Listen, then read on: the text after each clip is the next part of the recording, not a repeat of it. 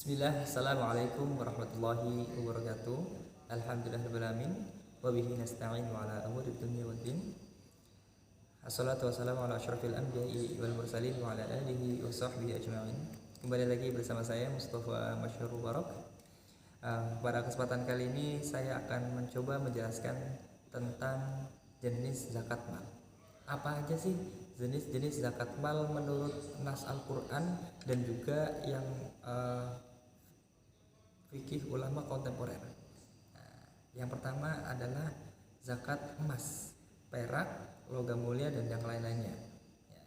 Itu adalah zakat yang dikenakan atas kepemilikan barang-barang itu, yaitu emas, perak, logam mulia dan yang lainnya, ketika dia sudah mencapai haulnya dan nisabnya. Ya. Nah, kemudian yang kedua adalah tentang zakat atas uang dan surat berharga lainnya. Surat berharga lainnya seperti saham, sukuk, obligasi syariah atau sukuk gitu kan, dan yang lain-lainnya, yaitu adalah zakat yang dikenakan atas kepemilikan uang itu, atas kepemilikan aset dari surat berharga itu hasilnya berapa, ya kan? Nah itu bukan hasilnya berapa, nilainya berapa. Kalau saham itu total aset portfolionya berapa, nanti ketika dia sudah mencapai haul dan nisabnya maka sudah mendapat kewajiban untuk berzakat. Nah, selanjutnya adalah zakat perniagaan. Zakat perniagaan ini adalah zakat perniagaan atau perdagangan. Ini adalah zakat yang dikeluarkan ketika kita punya barang dagangan, kita punya aset lancar, ya kan, atau hasil perdagangan itu ketika telah mencapai haul dan nisabnya, maka itu kita wajib untuk mengeluarkan zakatnya. Nah, ini termasuk ijtihad ulama kontemporer.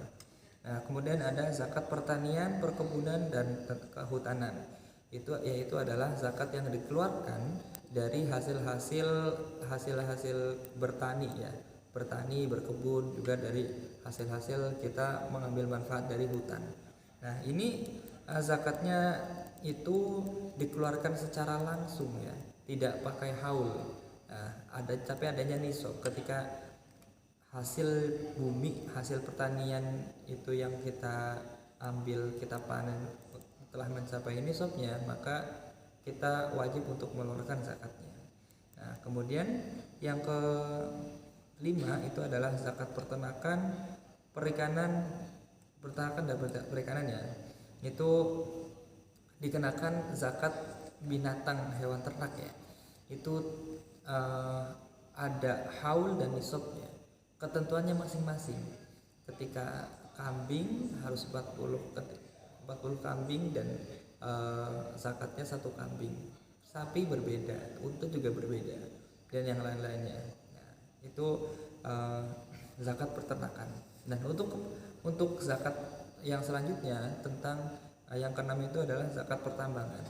Zakat pertambangan ini adalah ketika kita berusaha mengambil manfaat dari dalam bumi, ya. Dari dalam bumi kita punya usaha untuk mengeruk hasil buminya, pertambangan itu. Nah, kemudian ada hasilnya, maka hasil usaha ini dikenakan zakat ketika memang sudah mencapai nisabnya. Nah, ketika juga mencapai haulnya, ketika usaha yang kita lakukan itu sudah mencapai 1 tahun. Nah, kemudian yang ke-7 itu adalah zakat perindustrian, yaitu zakat atas usaha yang bergerak di bidang produksi, ya kan, baik barang maupun jasa. Nah, itu harus dikeluarkan zakatnya sesuai perhitungan yang berlaku. Nah, kemudian selanjutnya adalah zakat pendapatan dan jasa, yaitu zakat yang dikeluarkan dari penghasilan seorang kita profesi, ya kan, yang mempunyai keahlian itu, baik dari hasil bulanannya maupun tahunannya, karena keahlian kita yang menghasilkan benefit ma'isyah itu kan, uang, maka itu diwajibkan untuk mengeluarkan zakatnya. Ada nisab dan haulnya, gitu. Ada ketentuan itunya. dan boleh dibayarkan setiap bulan. Jadi bukan boleh juga dibayarkan tahunan. Jadi diakhirkan 1 tahun dibayar sekaligus atau dibayar setiap bulan ketika kita menerima gaji. Nah, yang terakhir, yang ke-9 yaitu adalah zakat rikas. Nah,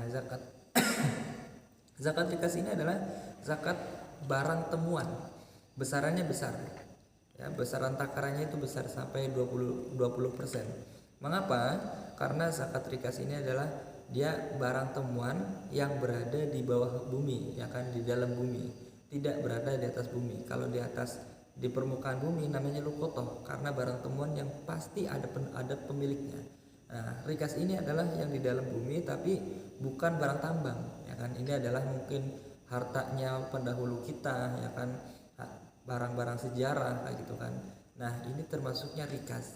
Tapi barang sejarah ketika di Indonesia, ya kan, kalau itu barang sejarah perkembangan negara Indonesia, maka itu bukan rikas karena itu harus dikembalikan kepada pemerintah. Nah, kalau misalkan dari sejarah dinasti lain, maksudnya bukan perkembangan sejarah Indonesia, maka dia termasuk barang rikas dan itu ada zakatnya 20%. Baik, itu saja yang bisa saya sampaikan mengenai jenis-jenis zakat mal. Ada 9. Pertama zakat emas dan sebagainya, zakat uang dan sebagainya, zakat perniagaan dan sebagainya, zakat pertanian, perkebunan dan sebagainya, peternakan, pertambangan, perindustrian, dan juga zakat pendapatan jasa, dan tak lupa yang terakhir adalah zakat rikas.